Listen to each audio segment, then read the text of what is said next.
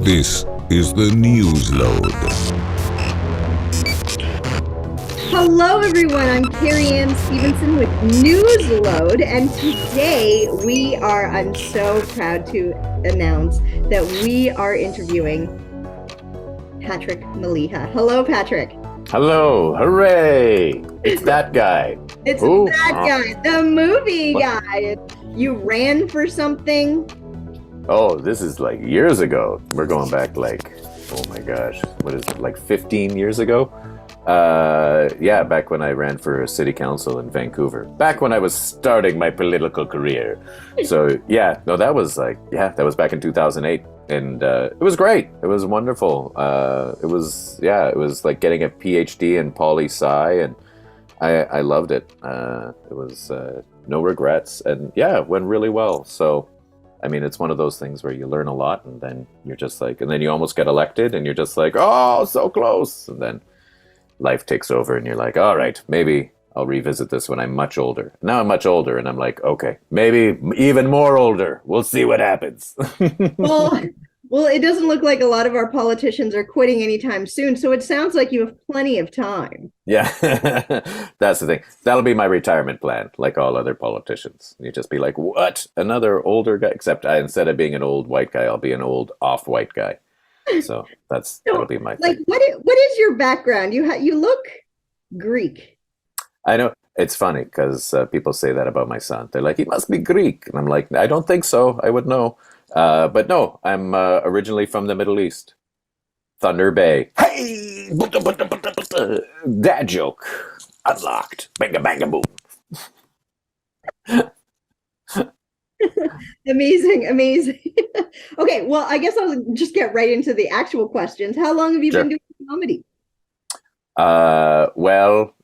Technically, I've been doing comedy now just a little over 30 years, which, oh God, why? So old. But yeah, so yeah, just, I mean, yeah, like a little over 30 years now that I've been doing comedy. So yeah, so it's been wonderful. It's been great. It's given and taken everything I have. So I guess in reality, you've been a comedian longer than you've done anything else in your life, really, eh?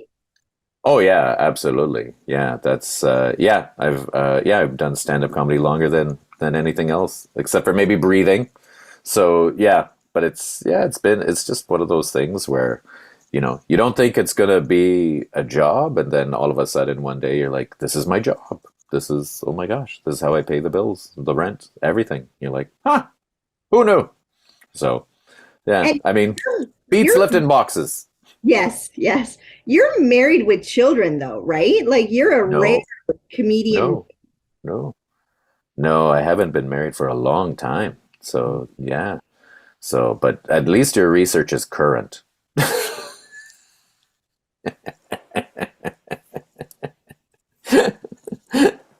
No, Okay, yeah, it's been since oh gosh, we're 2013. So yeah, so it's been like since like I think officially like 2015. So yeah, so it's been a while. So oh my gosh. So yeah, so yeah, it's been a while. So but I still have the kids, if that helps. They're still kids. So I'm still a father. So now I was sorry, go ahead. Yeah, go. Is it split custody, like 50-50, or? It's 50-50 minus about, 30 or 40%.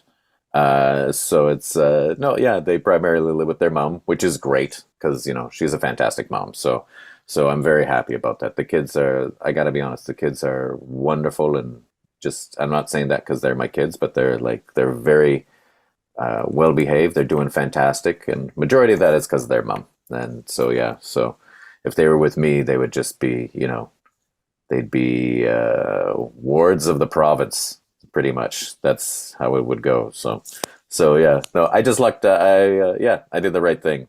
Picked somebody who would be an excellent mother to my children, and then the other stuff, whatever.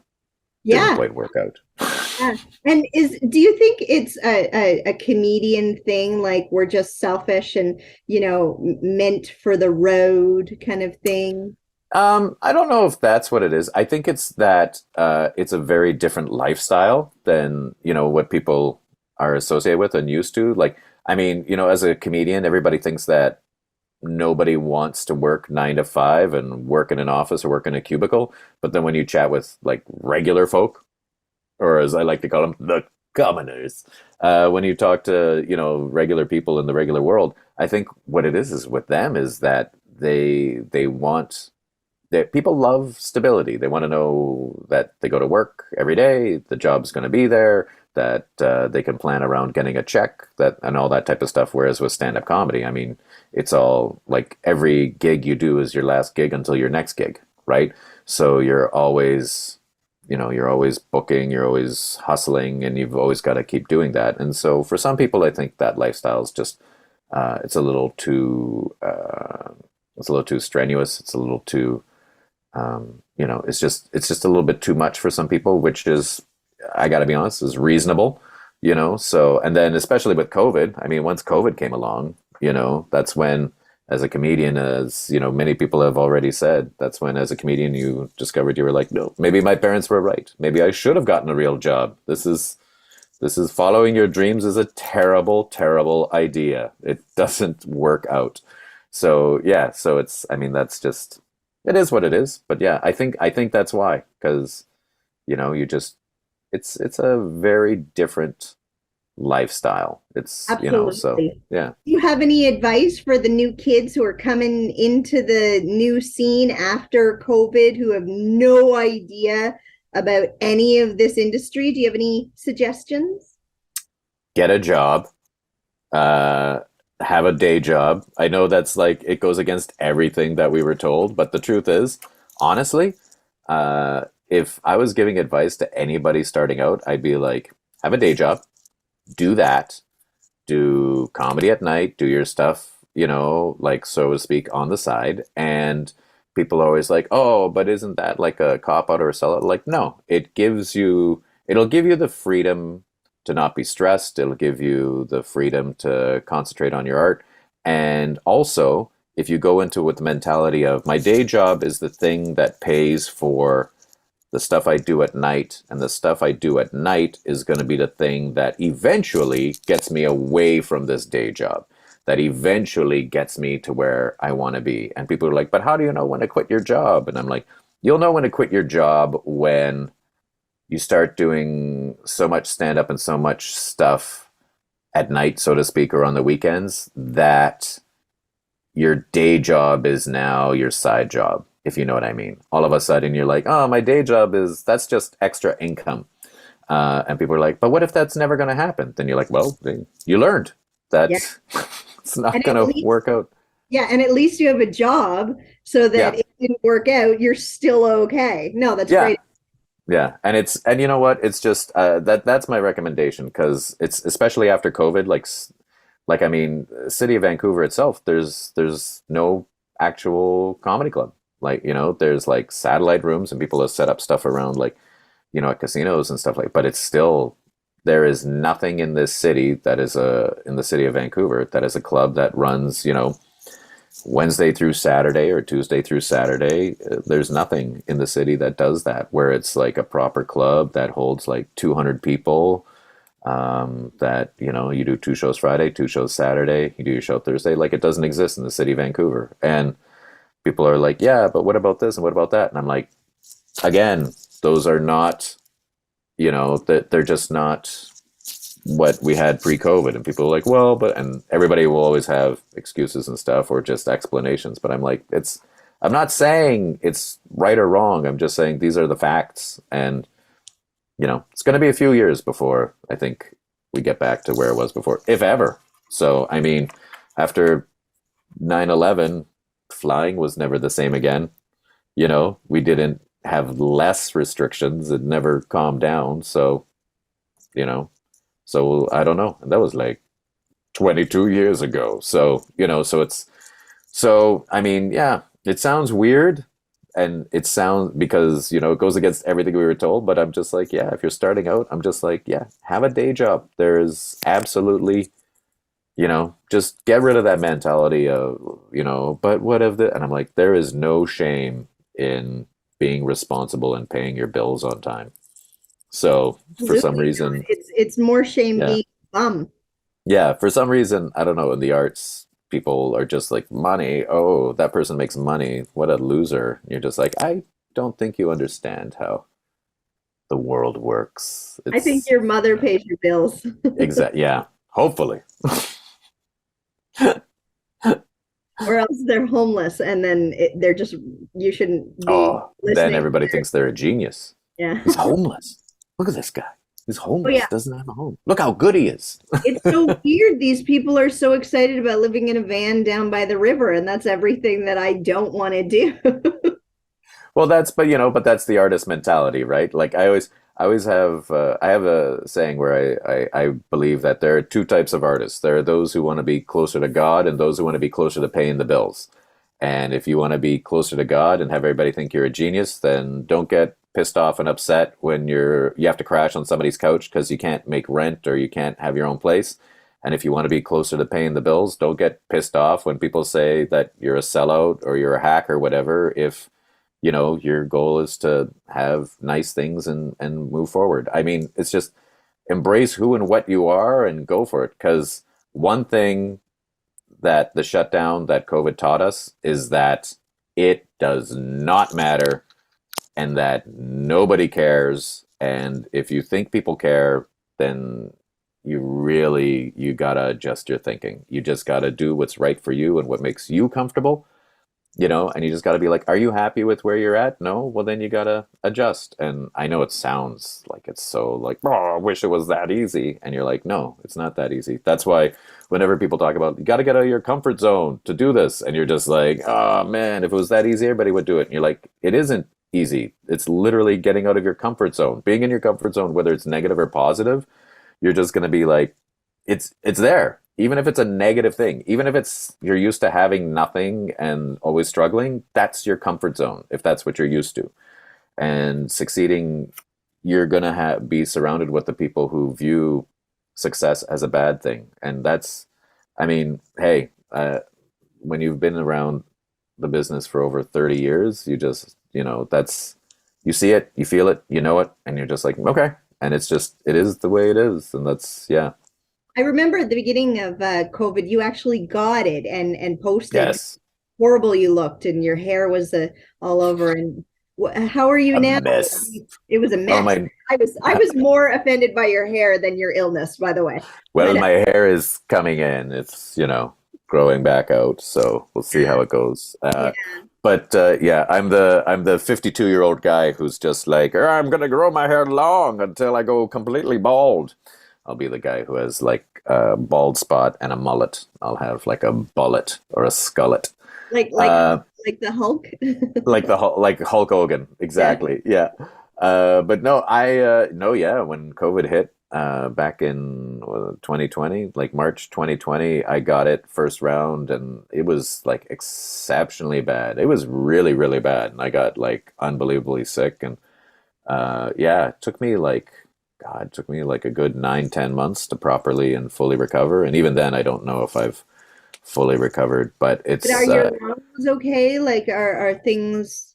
yeah, I mean, for me, it's just it was just like I could barely breathe, and it was horrible. And my girlfriend had to rush me to the hospital, and the doctor was like, he was like, if this gets any worse, call immediately, and the hospital and an ambulance will come get you, and we'll have to intubate you. And I was like, I can't do that because at the time at the time I was like, I'm going to be 50. I can't be intubated and have 7 years of recovery time. I was just like, my God. And then what? By the time I'm 60, my lungs are supposed to be bad. And I was like, I can't do that. So I was like, yeah, it was really tough. And just, yeah, I was insane, exhausted. Like I'd never felt like that. And I had gone through a lot before. Like I'd had pneumonia, I had H1N1, I'd been in and out of the hospital numerous times, but that was like the absolute worst I've ever been. And then last year, January 2022,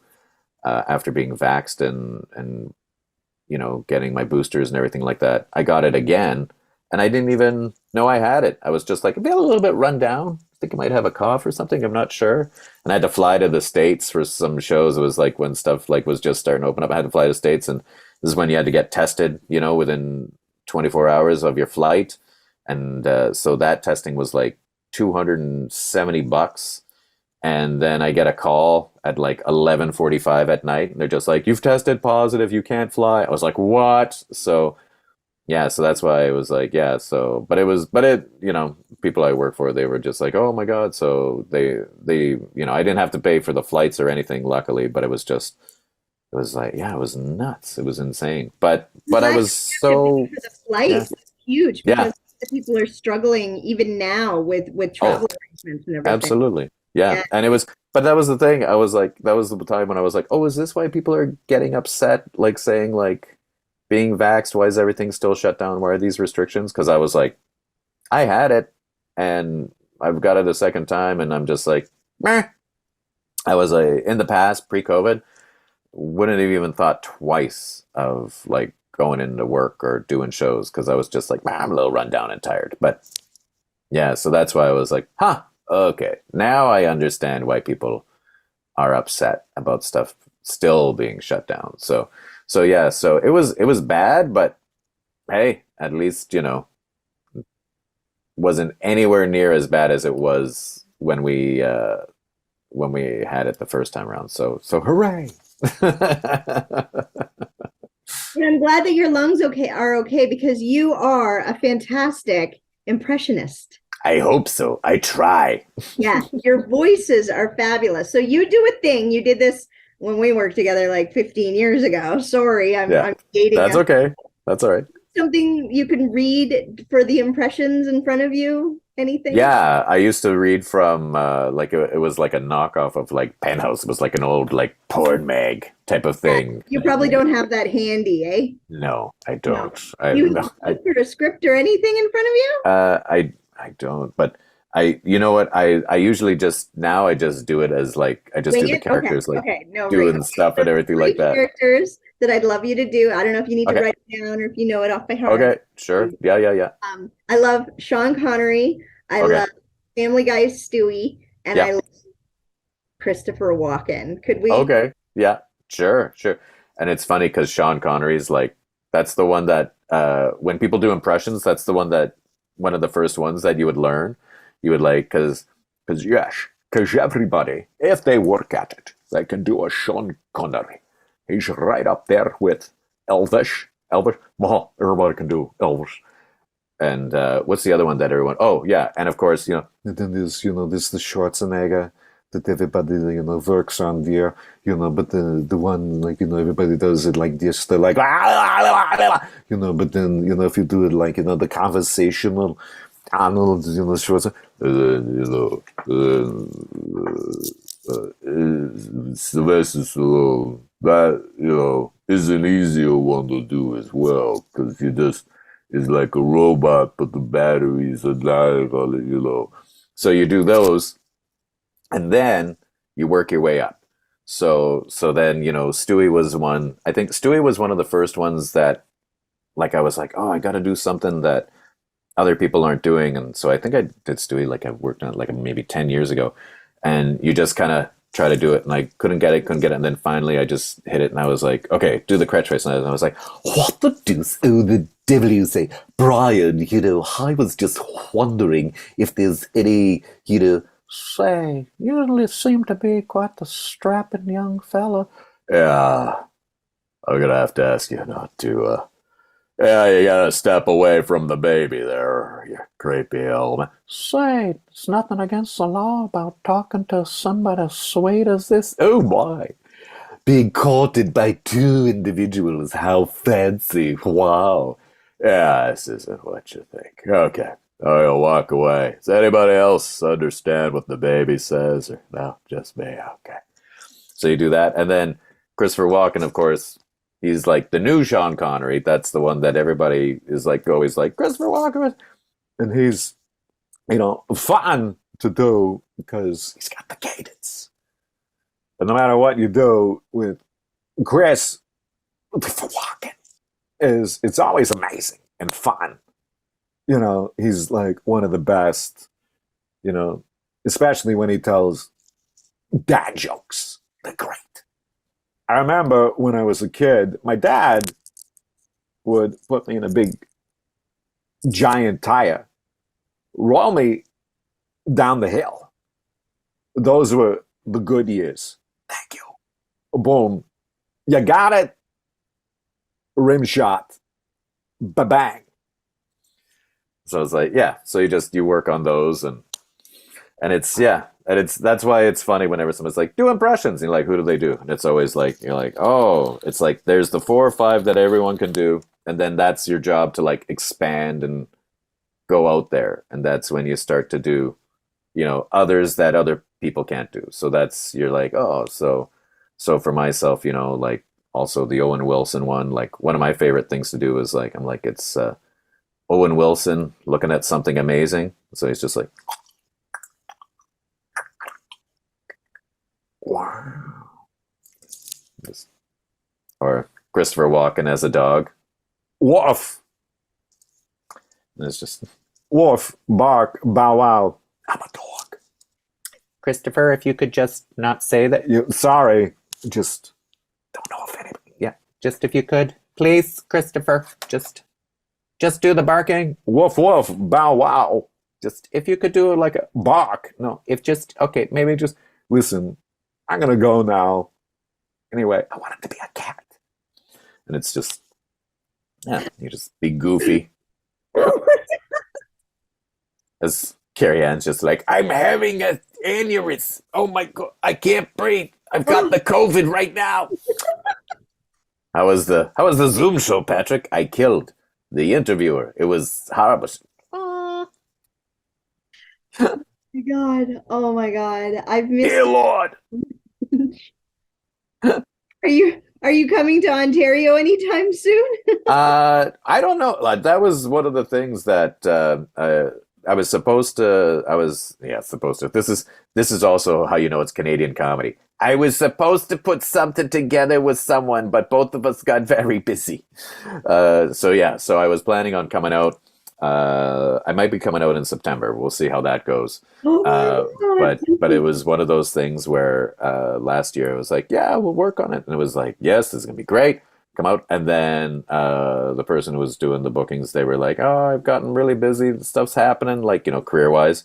And I was like, that's all right. I'm getting busy as well, and yeah, and I was late for this because I was just had my meeting about which I'm sure I can talk about now because we're moving forward on it and everything like that. But yeah, in a couple of weeks I'll be launching a new podcast with my co-writing partner and comedy partner Eric Fell. And I love how it's just like, I'll be launching a podcast. It's brand new format. I don't know if anybody's heard of it, but it's like radio, but you get to pick what you want to listen to. It's very exciting. So I'll be launching. That's on the 604 Podcast Network. So we signed a thing with 604 Records, and so we'll be doing the podcast, and it's called Comics on Comics, and it's going to be launching in a couple of weeks. So that'll be fun. No exact date right now, as we're editing our first few episodes, and we've got a few other things that we're working on right now that 6 months down the line we'll be announcing, but it's very exciting. So it's one of those things where you just kind of go in and you're just like, this is my ideas, and then they're just like, these are great ideas, and or just be like, I don't understand. You're like, here's how it goes. Let me tell you. Are you in the business of being in business? Then you need to do this. You're like, what's the goal with this? Money. It's reasonable. That's what we're into. All right, let's do it.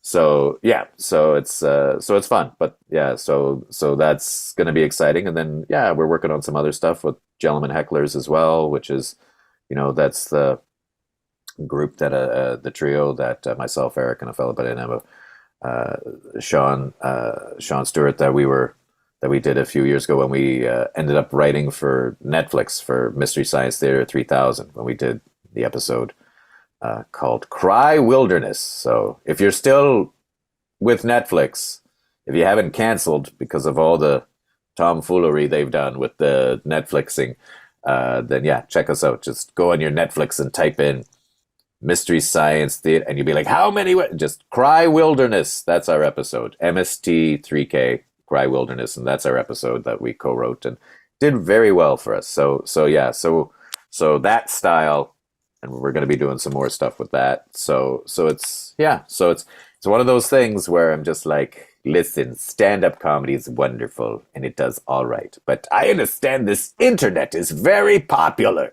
We should do something with that. Do something with computers. Do something. I talk to my kids. They do all the ticking and the talking and the Instagramming and just the Which is exactly what we need to do, right? We need to follow you on Instagram and keep track of your website and your ticking, talking, and everything. Yes, absolutely. Be able to keep up with this podcast and everything. I'm so excited for you. I'll definitely tune in. And if I could ask you two more questions. Absolutely. Okay. I'm very big on men's health, and we're doing a sort of a questionnaire. Yep. What kind of underwear do you wear? Okay, well, that is a very succinct question for men's health. The underwear that I wear, because I'm old and because I've always had, the boys have always hung a bit low. So I usually wear, briefs, which is hilarious because now, I go to buy some underwear and I'm just like, oh, and I go to buy the underwear and it's like the equivalent of like, when I was younger, somebody wearing like a banana hammock at the beach kind of thing. And I'm just like, oh, my son's like, Dad, nobody wears underwear like this anymore. This is like weirdo old man underwear. And I was like, well, it's time you learned. Your father is a weirdo old man. So that, but I've recently, in the last year or two, started wearing the what do you call it? The Saks underwear. And it's like the combination briefs, but they've got the like super pocket for the boys and everything. And I'm like, these are a miracle. So yeah, so those I love. So those I over and over again that Saks is the brand. The nurses recommend it. Oh, so there you go. But yeah, once I started wearing those, I was like, oh man, my nuts don't hurt when I run anymore. This is wonderful. Yeah. So, which used to be the number one issue when I was younger, and I was like, God, my nuts are killing me. And I love this conversation. So I have a friend who suffered from testicular torsion. Oh, yes. When they... Oh, my God. That's horrible. You have to get surgery for that. Yeah, he needed surgery. Yeah. And so we are sort of doing a survey of underwears, and Saks are the winners every time. Yeah, I got the regular ones, and then I got the ones that are like, due to lack of a better term, extra strength. The ones for like when you do like marathon runs and stuff like that. So those, and when I wear them, I'm like, my God, these are a miracle. Although, if I'm going to be honest, my old school banana hammocks, they do great as well. It's just, sometimes when you're wearing them, it's like it's tight on the legs. Sometimes I'll be like, oh, I got big legs, thick thighs. That's what it is. And I'm like, no, you're just a weirdo who's wearing banana hammocks. What is wrong with you? What are you, 97-year-old Italian man at the beach? I'm just like, hey, maybe, you never know. So yeah, so it's so that's what I went. The Saks. What's the other question? What's the other one? If you don't mind, to say it loud, say it proud, that I love Newsload. I love Newsload. Was that good enough? No. You could do better.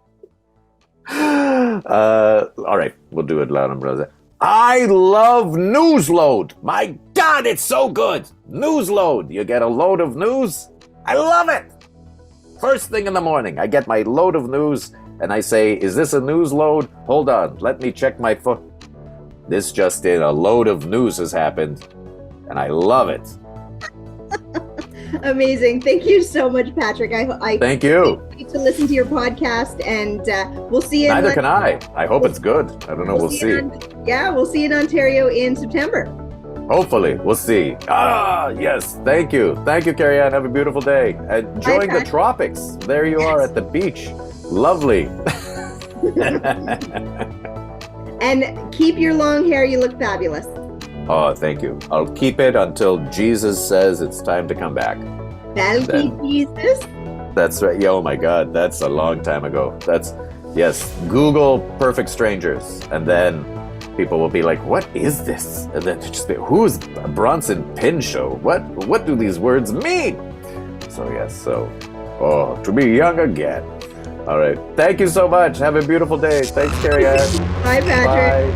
Bye. This is the Newsload.